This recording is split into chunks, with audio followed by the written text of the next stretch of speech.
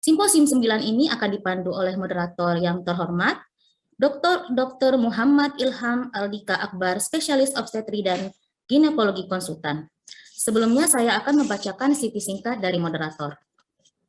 Dr. Muhammad Ilham Aldika Akbar, spesialis obstetri dan ginekologi konsultan, merupakan dosen Fakultas Kedokteran Universitas Airlangga dan konsultan bagian feto maternal Departemen Obstetri dan Ginekologi Rumah Sakit Universitas Airlangga. Beliau meraih gelar dokter umum, spesialis obstetri dan ginekologi, konsultan feto maternal, dan doktor dari Universitas Airlangga. Beliau merupakan anggota ID, POGI, dan ISSHP. Baiklah, kepada Dr. Ilham kami persilahkan dengan segala hormat. Ya, terima kasih. Assalamualaikum warahmatullahi wabarakatuh. Terima kasih kepada pengurus besar ID dan POGI serta Panitia Medical Studium Generale 2022 atas kesempatan yang diberikan pada kami. Jadi pada kesempatan kali ini kita akan membahas mengenai plasenta akreta. Ya. Ada dua pembicara tadi sudah disampaikan. Mungkin bisa ditampilkan CV dari Dr. Aditya Warman ya. Untuk pembicara pertama, Dr. Aditya Warman, SPB Konsultan. Beliau senior saya di Universitas Airlangga. Jadi ini beliau saat ini Dr. Aditya Warman menjabat sebagai Ketua Pokja dari Satgas Plasenta Akreta ya di POGI. Jadi sangat cocok beliau sebagai pembicara untuk topik kali ini. Mungkin tanpa panjang lebar kita langsung ke Dr. Aditya Warman untuk menyampaikan materinya. Silakan dok. Terima kasih Dr. Aldika. Assalamualaikum warahmatullahi wabarakatuh. Terima kasih kepada panitia atas undangannya untuk mempresentasikan tentang plasenta akreta, juga kepada Dr. Aldi, Dr. Rossi yang amat membantu saya menyiapkan. Saya hanya membaca aja karena ini adalah Dr. Aldi dan Dr. Rossi yang menyiapkan, saya hanya membaca. Terima kasih sebelumnya. Sahabat sekalian, tanpa panjang lebar, saya ingin melakukan slide screen tentang apa yang akan kita bicarakan hari ini.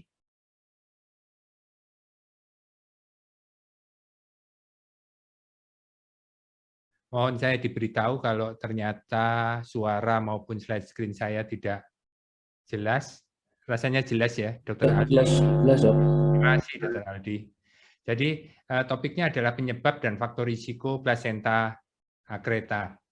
Kita ketahui bahwa sampai saat ini masalah dalam kematian ibu masih berkutat pada 3 hal saja, yaitu perdarahan, infeksi, dan hipertensi. Ini 3 hal ini saling berbalik saja. Ya, ada kalanya perdarahan ada di ranking paling atas, ada kalanya ranking nomor 2, kemudian infeksi dan seterusnya tergantung dari sejauh mana daerah atau negara itu telah mengatasi problem-problem di bidang obstetri ginekologi. Tetapi tampaknya ketiga hal ini yang masih tetap berkutat. Ada kalanya 3 ini masuk satu lagi, yaitu kelainan jantung dan kelainan-kelainan ibu yang berat yang menjadi penyebab kematian. Secara ringkas, 3 ini masih mendominasi. Dari 3 hal ini masih juga akan dibagi-bagi, misalkan perdarahan, kita masih mengenal bahwa atonia uteri masih merupakan hal yang paling tinggi. Tetapi tidak demikian saat ini dengan era yang di mana seksionya tinggi, tindak obstetri sudah banyak ada di mana-mana, komposisi ini berubah. Sehingga American College of Obstetric Gynecology mengatakan bahwa saat ini komposisi itu bertambah lagi dengan adanya plasenta akreta. Suatu penyakit pada seorang ibu hamil yang mengancam jiwa ibu itu dalam kelompok besar perdarahan ibu hamil. Sedemikian besar ancaman itu sehingga komite opinion itu mengatakan bahwa ini adalah penyakit yang mengancam jiwa manusia. kita lihat sebetulnya kecil kontribusi dari plasenta akreta itu, sekitar hanya 0,13 sampai 23%, tetapi dari tahun ke tahun angka itu melonjak drastis. Kita lihat kalau di Dr. Sutomo 2013 itu hanya satu kasus, tapi meningkat menjadi 89 tahun 19, bahkan sekarang sudah mendekati 400 secara kumulatif di tahun 2022 ya, 400 sekian di tahun 2022. Ternyata hal ini tidak jauh berbeda dengan yang dilaporkan di literatur di belahan dunia lain. Dikatakan dahulu tahun 1935 itu sekitar kurang dari 1% kasus pasien dengan plasenta akreta. Tahun 1966 itu kalau per 100-nya bisa 45/100 pasien yang plasenta akreta dan didahului dengan tindakan seksiu sesaria. Jadi meningkat hampir 50 kali lipat. Dan ini linier dengan kejadian seksiu sesaria. Ini yang saya katakan tadi, bahwa secara klasik kita masih mengenal bahwa perdarahan postpartum itu disebabkan oleh karena sisa plasenta, atonia, robekan, dan sebagainya. Saat ini muncul sesuatu yang baru, yaitu plasenta akreta atau plasenta akreta spektrum. Dan kejadian ini sesuai dengan peningkatan angka seksiu. Tetapi apakah angka seksiu yang tinggi ini ada hubungannya dengan akreta? Ini masih menjadi pertanyaan dan harus dijelaskan. Kalau secara absolut plasenta seksiu itu menyebabkan plasenta akreta, maka ada jutaan plasenta akreta yang akan muncul di dunia. Tetapi hal itu ternyata tidak seperti itu jalan ceritanya. Plasenta akreta mensyaratkan hal tertentu untuk menjadi akreta. Bekas seksiu ataupun sesuatu tindakan yang lain mensyaratkan sesuatu hal untuk menjadi akreta. Dan inilah yang menjadi topik bahasan kali ini, patofisiologi kenapa terjadi plasenta akreta. Dikatakan oleh Irving, dikatakan oleh Eric Jönix, bahwa plasenta akreta merupakan suatu penyakit akibat tangan-tangan seorang dokter, iatrogeni, di abad 20. Kenapa demikian? Karena Eric Jönix itu mengkait-kaitkan dengan tindakan seksiu yang tinggi sekali. Kalau kita ingin memilah tindakan-tindakan dokter apa yang berakhir dengan akreta, maka kita tidak haruslah membahas mulai dari bagaimana implantasi dari buah kehamilan itu terjadi. Signaling Trophoblast deciduum myometrium ternyata merupakan suatu penjelasan mengapa seseorang pada bekas operasi atau bekas tindakan invasif itu berakhir dengan plasenta akreta. Jadi tidak semua tindakan itu akan berakhir dengan akreta, ada beberapa yang berakhir dengan tindakan. Kita ketahui bahwa dalam siklus haid, siklus reproduksi seseorang wanita, maka endometrium itu mengalami perubahan-perubahan untuk menyiapkan seorang wanita itu menerima buah kehamilan. Proses perubahan pada endometrium itu disebut desidualisasi. Desidualisasi amat dipengaruhi oleh siklus hormon, oleh sitokain, oleh enzim, oleh proteinase, dan lain-lain. Dan itulah hal yang penting sekali dan menjelaskan mengapa seorang itu bisa menjadi hamil atau gagal hamil dan berubah menjadi menstruasi biasa, tetapi hal ini pula yang menjelaskan mengapa seseorang itu berubah menjadi akreta atau tidak akreta. Kita lihat bahwa dalam siklus desidualisasi terlibat banyak hormon, banyak sitokain, banyak enzim-enzim, banyak inflamasi, substansi inflamasi, oksidan, kemudian gen-gen tertentu. Inilah yang bisa menyebabkan seseorang menjadi hamil atau implantasinya diterima. Ada beberapa periode yang harus diikuti, yaitu yang disebut window of implantation, dan inilah pula yang nanti menjelaskan kenapa seseorang menjadi abortus, menjadi recurrent abortus, menjadi akreta, dan sebagainya. Tidak tertutup, tidak dapat disangkal bahwa semua protein-protein yang muncul itu dikendalikan oleh gen-gen tertentu, dan sudah ditemukan beberapa gen yang mengendalikan suatu DC2 sampai dengan implantasi yang seperti tertera ini.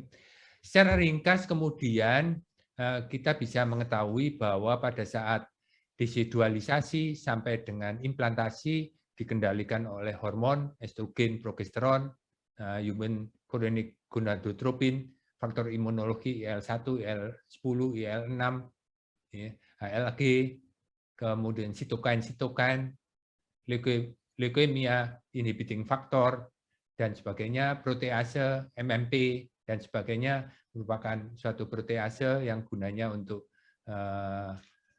attach dan implantasi, invasi, kemudian beberapa siklo-oksigenasi, mikronutrisi juga mempengaruhi, karena di situ dia harus menjadi suatu pelengkap.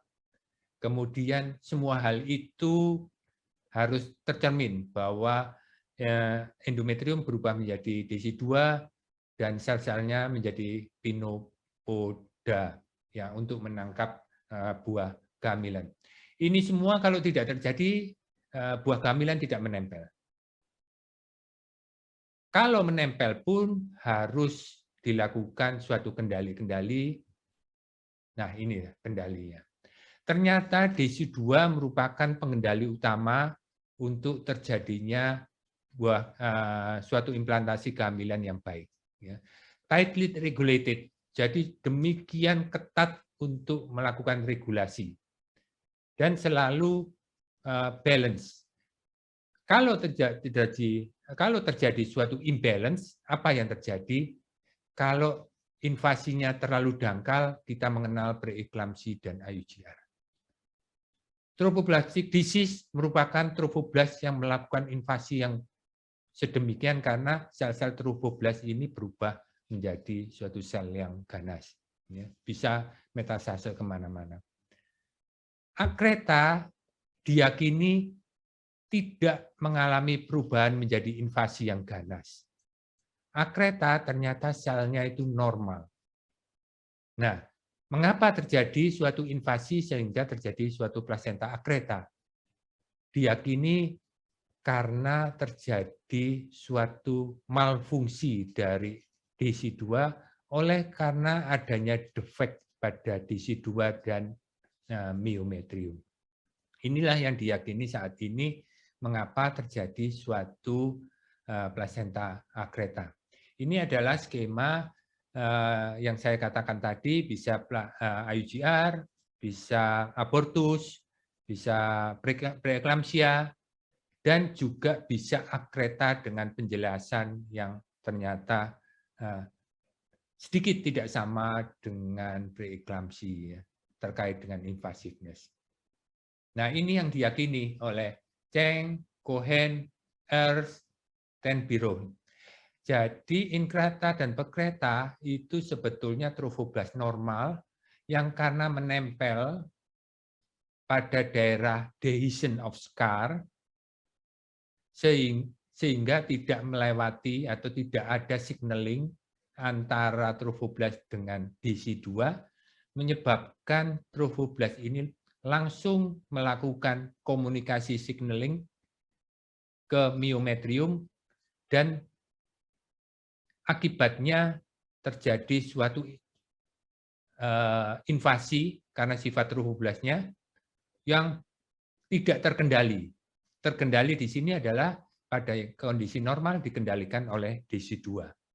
DC2 di sini malfungsi atau malah tidak berfungsi sama sekali. Sehingga secara konsep sebetulnya plasenta akreta itu dimulai bahkan sebelum hamil. Kalau diketahui bahwa ada myom intramural,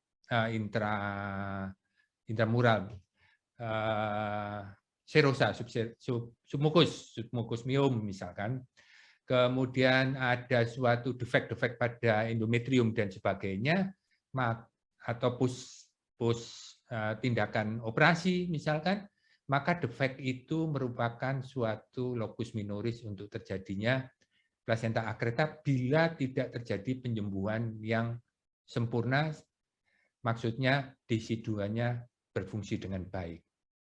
Jadi bahkan sebelum ibu itu mengalami kehamilan sudah terjadi. Faktor-faktor ini sudah ada. Dan ini yang disebut pada pasca operasi yang disebut niche. Pada sebelum operasi kita mengenal niche, suatu defek pada myometrium oleh karena penyembuhan yang tidak sempurna. Defek ini secara biomolekuler akan memberikan suatu dampak malfungsi dari DC2 dengan penjelasan biomolekuler dan sebagainya. Ini adalah suatu niche yang dikatakan kalau kita melakukan suatu operasi dan melakukan penjahitan yang tidak baik, maka akan tertaut sebagian saja dari myometrium dan akhirnya menjadi niche. Ya. Bentukan triangular pada myometrium di mana sebagian terkatup, sebagian lagi masih terbuka. Ya. Mengapa niche itu terjadi? Karena kita misalkan operasi pada partus cassep, operasi pada pembukaan yang lebih dari 5, itu harus hati-hati dan sebagainya, selain cara menjahitnya. Defek ini hipoksia. Hipoksia itu artinya endometrium kemungkinan mengalami hipoksia sehingga endometrium tidak fungsional baik atau anoksia dan tidak fungsional. Sehingga desidualisasi tidak terjadi dengan baik. Jadi low oksigen, dan ini memberikan dampak pada saat implantasi buah kehamilan. Ya. Ini selain itu hipoksia juga terjadi oleh karena scar relatif jaringan yang tidak bisa, yang avaskuler, sehingga hipoksia terjadi. Nah, hipoksia ini akan memacu biomolekuler tentang vaskularisasi di mana VEGF akan mencari daerah-daerah yang banyak pembuluh darahnya melalui berbagai mekanisme. Dan akhirnya terjadi suatu kejadian yang amat tidak kita inginkan, yaitu vaskularisasi yang demikian hebat akibat adanya plasenta dan berakibat adanya plasenta akreta. Jadi plasenta akreta selain invasi juga vaskularisasi yang demikian hebat. Ini adalah denah di mana bagian A adalah invasi dan vaskularisasi pada implantasi normal, tetapi bila terjadi defek yang B, yang L itu, B dan L, maka akan terjadi suatu invasi yang kuat sekali, vaskularisasi yang kuat, dan membentuk laguna-laguna. Yang sebelah kanan adalah skematis bagaimana scar itu mempunyai potensi untuk menjadi plasenta akreta, dan kalau plasentanya tidak menembus, disebut plasenta akreta biasa, plasenta menempel saja. Bila sudah menembus sampai myotrium increta, per kereta bila menembus ke dalam serosa. Seperti ini. Tetapi scar ini atau defect ini merupakan faktor-faktor risiko yang dominan sekali. Ini skematis bagaimana plasenta creta, akreta, plasenta increta, per kereta yang hitam putih, dan akhirnya yang masuk ke dalam bladder dengan gradingnya. Jadi dari hal itu sebetulnya apa yang bisa menyebabkan NIS? NIS akan bisa menyebabkan Sézarian scar pregnancy yang kalau berlanjut terus akan terjadi neovaskularisasi dan invasi menjadi plasenta akreta. Ternyata non-modifiable risk factor adalah bila kita melakukan seksio berkali-kali. Kemudian disebutkan bahwa retrofleksi uterus itu mempunyai potensi untuk akreta karena relatif hipoksia. Kalau kita melakukan seksio pada bekas seksio yang sudah infartu, lebih dari 5 jam, pembukaan lebih dari 5, dan kepalanya sudah engage ke bawah, atau waktu kita melakukan insisi pada segmen bawah rahim itu terlalu mendekati serviks. Ya. Dan juga teknik-teknik menjahit dibedakan yang sudah terpublikasi adalah menjahit dengan notching, dengan ikatan, menjahit jelujur, 1 lapis, 2 lapis, itu semua mempunyai pengaruh terhadap risiko plasenta akreta. Nah, sebelum hamil ternyata di bekas tindakan atau bekas seksio atau bekas operasi bisa menimbulkan NIS yang merupakan simptom. Jangan-jangan ini suatu defek pada endometrium, defek pada myometrium. Apa itu? Yaitu kalau dia bekas seksio terjadi uterine bleeding, atau dysmenorrhea, atau secondary infertility, atau Sézarian scar pregnancy. Ini merupakan simptom bahwa penyembuhan luka itu menimbulkan defek atau niche, dan kalau dia hamil dan menempel pada niche itu, maka dia kemungkinan akan menjadi plasenta akreta. Oleh sebab itu di negara Eropa, mungkin temannya Dr. Aldi, ya, Dr. Kartika itu sering memposting dulu tentang niche ini di Eropa, langsung di repair ya. Post seksio berapa, setelah diamati berapa bulan ternyata ada niche, langsung di repair untuk menghindari abdominal pain sebetulnya. Tapi ternyata juga mempunyai dampak bahwa dia kalau hamil lagi menghindari dalam risiko plasenta akreta. Kalau plasenta akreta terjadi pada trimester 2 kita amati dan kita lihat bahwa ada plasenta previa ditambah post seksio cesaria, maka pasien ini mempunyai risiko 20 kali lipat untuk menjadi akreta. Ya. Plasenta yang menempel pada scar dari bekas seksio maka 20 kali lipat untuk menjadi menjadi akreta. Ini berbahaya sekali. Tetapi tentu saja kita tidak ingin sekali lagi berkutat pada plasenta akreta saja yang sudah akreta. Sudah waktunya kita mulai menengok pada suatu sebelum plasenta akreta terjadi, yaitu niche. Dan Satgas akan membuat rencana juga bagaimana melakukan pelatihan-pelatihan sehingga para sejawat nanti bisa mendiagnosa bekas seksio ini niche atau enggak, layak untuk hamil atau harus di-repair dahulu. Dan ke depan ya, sayangnya ini pandemik, jadi kita tertunda-tunda. Jadi demikian sebagai summary bahwa plasenta akreta adalah iatrogenic disease di abad 20 ya. Kenaikan plasenta akreta linear dengan jumlah seksio sesara atau tindakan seksio. Jadi mekanisme mengapa menjadi plasenta akreta tidak serta-merta bahwa plasenta orang dengan bekas seksio itu menjadi akreta, tapi hanya sebagian saja, yaitu orang-orang yang penyembuhan dari tindakan invasif itu endometrium menjadi rusak, myometrium menjadi rusak, sehingga mekanisme signaling antara trofoblast dengan myometrium melewati DSU2 itu tidak terjadi. Dan ini yang dikatakan demikian, bahwa sebetulnya pada plasenta akreta itu didahului yang disebut silent dehiscence. Jadi sebelum hamil dan sebagainya sebetulnya orang itu mengalami NIS atau silent dehiscence.